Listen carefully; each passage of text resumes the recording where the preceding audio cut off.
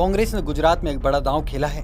कांग्रेस ने वरिष्ठों को दरकिनार कर 26 साल के हार्दिक पटेल को कार्यकारी अध्यक्ष बनाकर गुजरात में बड़ी जिम्मेदारी सौंपी है। जाहिर है कांग्रेस ने ये कदम ऐसे ही नहीं उठाया है। हार्दिक पर भरोसे की वजह से ही उन्हें इतनी बड़ी जिम्मेदारी दी गई है। वहीं हार्दिक के सामने जिम्मेदारी के साथ ही बहुत सारी चुनौतियां भी हैं।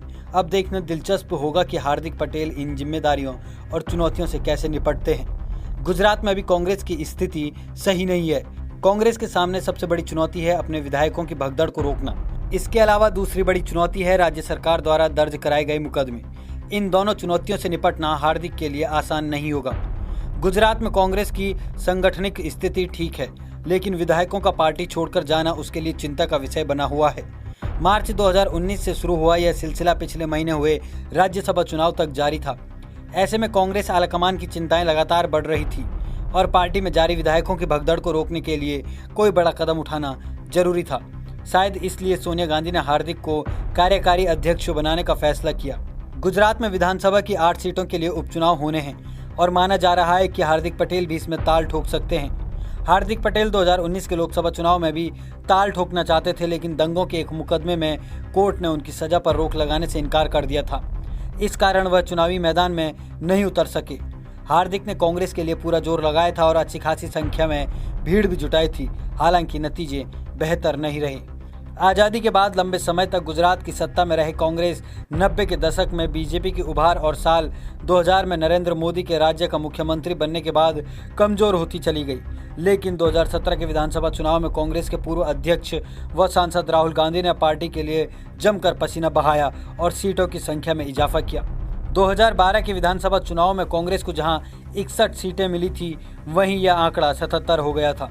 दूसरी ओर बीजेपी 2012 में 115 सीटों के मुकाबले 2017 में 99 सीटों पर आ गई थी।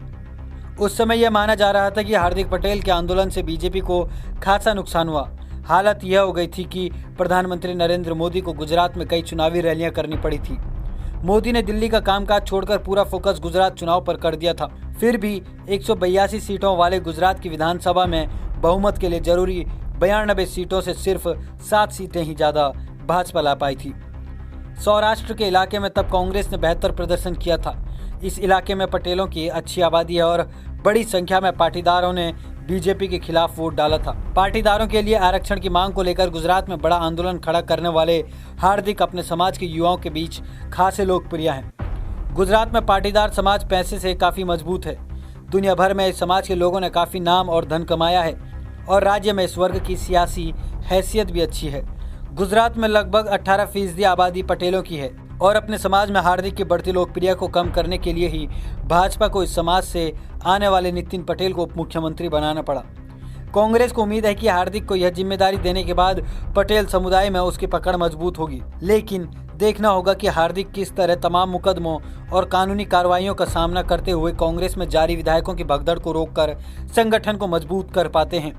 इसके अलावा कांग्रेस को इस बात पर भी जरूर मंथन करना होगा कि 12 विधायकों के साथ ही आखिर अल्पेश ठाकुर जैसे युवा और राज्य के कुछ हिस्सों में अच्छा जनाधार रखने वाले नेता पार्टी छोड़कर क्यों चले गए। Special desk Swaraj news.